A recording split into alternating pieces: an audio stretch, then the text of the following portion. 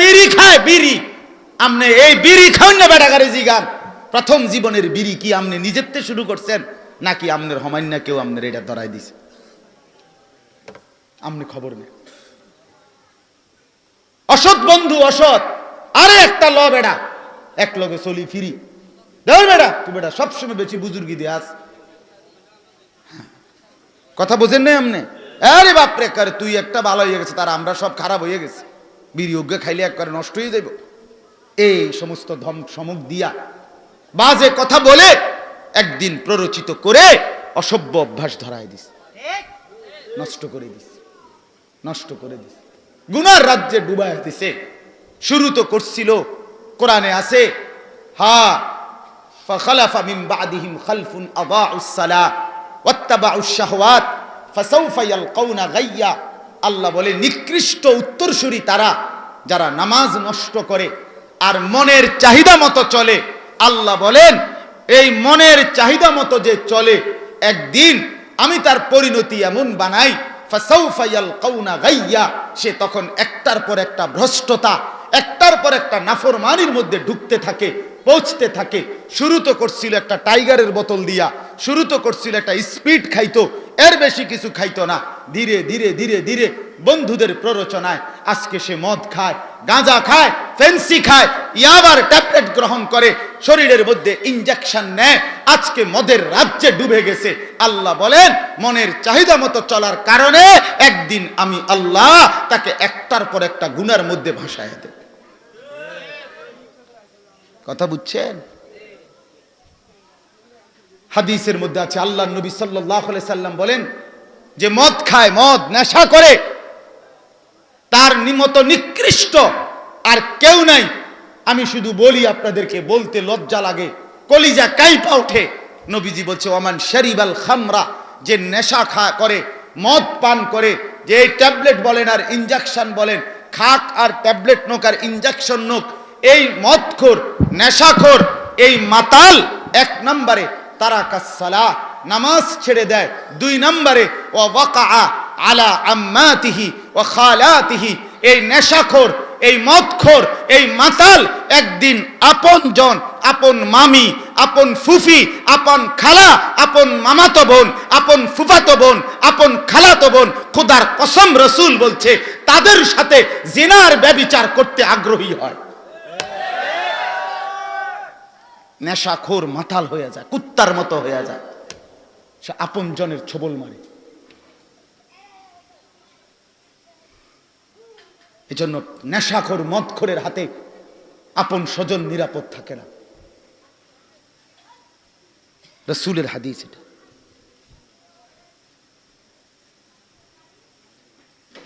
এজন্য বাপ ছেড়ে দিলে হবে না,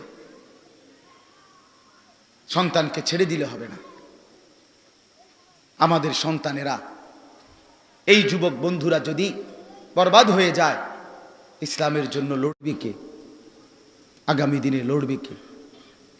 ইমাম মাহদির পক্ষে লড়বে কে? দাজ্জালের বিরুদ্ধে লড়বে কে? কে লড়বে বলে? আল্লাহর দ্বীনের জন্য জান বাজি রাখবে কে? পৃথিবী শুধু বাংলাদেশে সীমাবদ্ধ থাকবে না, আগামীর যুদ্ধ বিশ্বব্যাপী নিশ্চিত হবে মুসলমান আর বেঈমানের সাথে।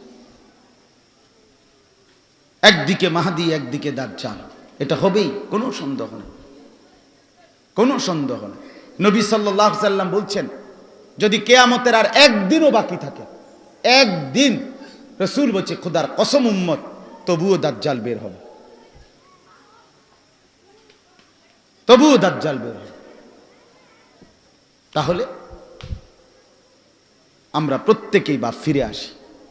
এই যে কয়জন ছেলে বাপ বর্ষ মনোযোগ দিয়া, প্রথম যদিও একটু এলোমেলো ছিলা, এখন তো কিছুটা মনোযোগী হইলা। আমি অনুরোধ করছি বন্ধু আমার, তুমি তোমার উপরে রহম করো, তুমি তোমার উপরে দয়া করো।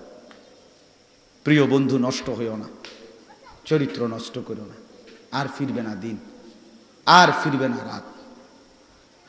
গুনাহ তৃপ্তি দেয় না। এক গ্লাস পানি পান করলে তৃপ্ত হয়, এক সাগর মদ পান করলেও তৃপ্ত হয়। একজন হালাল স্ত্রী দিয়ে একজন পুরুষ তৃপ্ত হয়। হারাম সারা পৃথিবীর নারী উলঙ্গ করে দেখাইলো যুবকের তৃপ্তি হয় না। গুনাহ কি দেয় না? তৃপ্তি। আমাদের মাদ্রাসাগুলো, মসজিদগুলোর হুজুরদের ৮,০০০ টাকা বেতনের হালাল টাকা ১ মাস তৃপ্ত হয়ে যায়, সাইরা যায়। হারামখোর, সুদখোর, হ্যাঁ, তার ১ কোটি টাকা, ১ লাখ টাকা, ৬০,০০০ টাকা, ৯০,০০০ টাকা মাসে ইনকাম হইল, তবুও তার কিস্তি চলে ৪টা। আমি নিজে জিঙ্গাইছি, যাইয়া তুইয়া থায়ে কত? হুজুর ৬০-৬৫,০০০। আমি বললাম কিস্তি কটা? রাতের ১:৩০ বাজে একজনরে জিগাইছি, রাস্তার পাশে দেখা হইছে। হুজুর এডি কইয়া শরম দিয়েন না। আমি না শরম দিতাম, আপনি জিঙ্গাই, শরমের কি আছে? আপনি সুদ খান, আমি শরমের কিতা? শরম হইলে তুমি খাইতে নেই না, আপনার তো শরম নাই দেখেই তো আপনি সুদখোর। কথা বোঝেন না? সুদ যে খায় তার তো কোনো লজ্জা শরম নাই, একেবারেই বেহায়া, একদম বেহায়া, এটা একেবারে বেহায়া, একদম বেহায়া, নির্লজ্জ, এটা বেশরম, বেশরম। আর চেহারার মধ্যে কোনো দয়া মায়া থাকে না।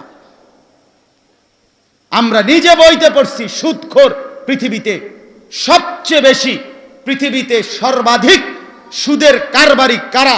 এই আজকের ইসরায়েলের এই ইহুদিরা। এরা পৃথিবীর সবচেয়ে বড় সুদী কারবারি। সুদ ইহুদিদের মজ্জাগত স্বভাব, সুদী মহাজন। আমরা নিজে বইতে পড়ছি, ইহুদিরা সুদের টাকা আদায়ের জন্য আস্তা মানুষের গায়ের গোশত কাইটা, টাকা দিতে পারে না দেখা গোশত কাইটা রাখা দিছে। সুদখোর এত জঘন্য, বুঝছে? দয়া মায়া থাকে না, হায়া শরম থাকে না। এই জন্য বললাম, গুনাহ, নাফরমানি, পাপ, অবাধ্যতা ছাড়তেই হবে বাপ, ছাড়তেই হবে, ছাড়তেই হবে, নাইলে আমরা বাঁচব না। আমাদের হালাত বড় নাজুক, আপনারা জানেন না। সারা পৃথিবীর প্রস্তুতি আপনারা জানেন। আশ্চর্য অবস্থা। শুধু ইসরায়েল ফিলিস্তিনের যুদ্ধ বিষয়টা এটা না আমার বাপ। রোহিঙ্গায় মুসলমানরা নির্যাতিত হয়েছে, আরাকান সেটাও নির্যাতিত, কাশ্মীরে মুসলমান নির্যাতিত হয়েছে, সেটাও নির্যাতিত। সেখানেও কিছু যুদ্ধ হয়, কাশ্মীরেও মুজাহিদ আছে, রোহিঙ্গাতেও মুজাহিদ আছে, পৃথিবীর অন্য জায়গাতেও মুজাহিদ আছে, মুসলিম যোদ্ধা আছে, যুদ্ধ করে। কিন্তু ইসরায়েলে হামলা হওয়ার সাথে সাথে এই পর্যন্ত মার্কিন পররাষ্ট্রমন্ত্রী, মার্কিন প্রেসিডেন্ট সরাসরি ইসরায়েলের মাটিতে দেখা করে গেছে। সরাসরি ব্রিটেনের প্রধানমন্ত্রী ঋষি সুনাক সে আসছে, ফ্রান্সের প্রেসিডেন্ট সরাসরি সে আসছে এই কয়েকদিনের মধ্যে। গোটা ইউরোপ তাদেরকে বলছে তোমরা আগাও। গোটা ইউরোপ,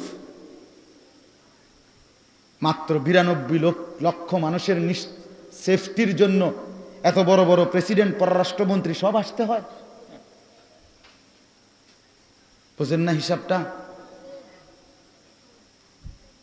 আমার বাপ, আমি সংক্ষিপ্ত আগে অল্প একটু ইতিহাস বলি, এরপরে আমি 2টা আয়াত পড়ছি, তর্জমা বলে ইনশাআল্লাহ শেষ করে দেব। অল্প কদ্দুর ইতিহাস জানা দরকার, আমরা বুঝলে ভালো হবে, হৃদয়ে লালন করলে অনুভূতি জাগবে ইনশাআল্লাহ।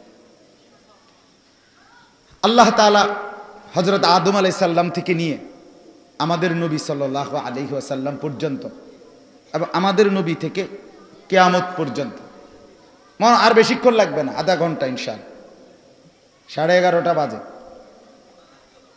আমি ইনশাআল্লাহ 12টার ভিতরেই শেষ হয়ে যাবে ইনশাআল্লাহ। তো এই আদম আলাইহিস সালাম থেকে নিয়ে আমাদের নবী পর্যন্ত, আমাদের নবী থেকে কিয়ামত পর্যন্ত পুরা পৃথিবীর পুরা ইতিহাসটা, পিছনে হয়েছে কি, নবীজির জামানায় হচ্ছিল কি, আগামী কিয়ামত পর্যন্ত হবে কি, এই তিনটাই আল্লাহ তাআলা এই কোরআনুল কারীমের মধ্যে সংক্ষিপ্ত এবং বিস্তারিত উভয়ভাবেই পরিপূর্ণ উল্লেখ করছে। কথা বুঝাইতে পারলাম? এটাই কোরআনের বৈশিষ্ট্য। একমাত্র কিতাব পৃথিবীতে যেখানে পৃথিবীর প্রথম ব্যক্তির ইতিহাস আদম সেটাও আছে, পৃথিবীর শেষ মিনিট কি হবে ইসরাফিলের ফু দিলে এটাও আছে। পুরা আল্লাহর মাখলুকাতের পুরা সময়টাকে আল্লাহ তাআলা এখানে একত্রিত করছে। এটা কোরআন, এটা কোরআনের বৈশিষ্ট্য। তো এই কোরআনে আমাদের নবী সাল্লাল্লাহু আলাইহি সাল্লামের আগের সমস্ত জাতি আদম থেকে ঈসা নবী পর্যন্ত এই নবীদের যত জাতি পৃথিবীতে অতিবাহিত হয়েছে তাদের মধ্যে দুই শ্রেণী ছিল, কিছু অনুগত, অধিকাংশ অবাধ্য। এই অনুগত এবং অবাধ্য উভয় ধরনের ব্যক্তি, গোষ্ঠী, জাতি আল্লাহ তাআলা ঘটনা কোরআনে উল্লেখ করছেন এবং তাদের পরিণতি সেটা উল্লেখ করছে। কথা বুঝছেননি? নেককার লোকের ঘটনাও এখানে আছে, নাফরমান লোকের ঘটনাও এখানে কি এই কোরআনে ফেরাউনের কথাও আছে, মূসার কথাও আছে। একজন নেককার আরেকজন নাফরমান। এই কোরআনে ইব্রাহিমের ঘটনাও আছে, নমরুদের ঘটনাও কি আছে। অবাধ্য জাতি নূহ আলাইহিস সালামের কওম, ঈসা আলাইহিস সালামের কওম, হযরত লূত আলাইহিস সালামের কওম, হুদ আলাইহিস সালামের কওম, শুআইব আলাইহিস সালামের কওম, সালেহ আলাইহিস সালামের কওম, এরকম বহু জাতির ঘটনা। নাফরমান, অবাধ্য, আল্লাহ তাদের কথা উল্লেখ করছেন। তাদের নাফরমানি করছিল কি সেটাও বলছেন, পরিণতে তাদেরকে আল্লাহ শাস্তি দিছে কি সেটাও আল্লাহ বলছেন।